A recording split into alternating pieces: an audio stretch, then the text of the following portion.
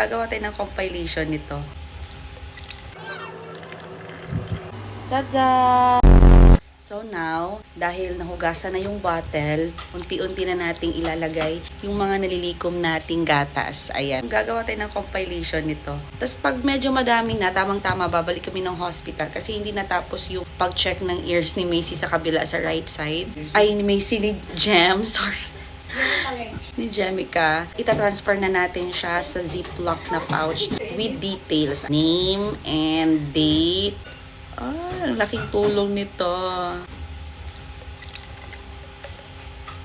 Paano na lang kaya kung nagpampa ako nito, girl? Dito sa kabila, medyo onti lang. Onti lang yung nalikom natin dito na side. Sige, mamaya na lang. Mabilis lang siya mapuno, guys. Kaya ayun, tingnan nyo. Ayan, meron na namang natapon dito.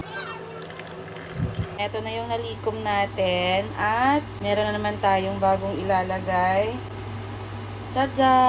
Very helpful talaga to. Kahit hindi ako magpapump, sayang kasi yung tutulo lang dumidikit sa damit. So, isasali na natin. Si Jem ay nanonood. Sweetheart, ganito kadami. Yung tumutulo lang. Hindi pa yung pump ni Mommy. Are you happy with that? Happy? Happy ikaw sa nalikom natin sa tulo lang? Ang mukha. Okay, tapusin natin tong video na to. Ito na yung nalikom ko at dadagdagan natin nito. Sobra lang po yung tulo, hindi po pinump. So, idadagdag natin.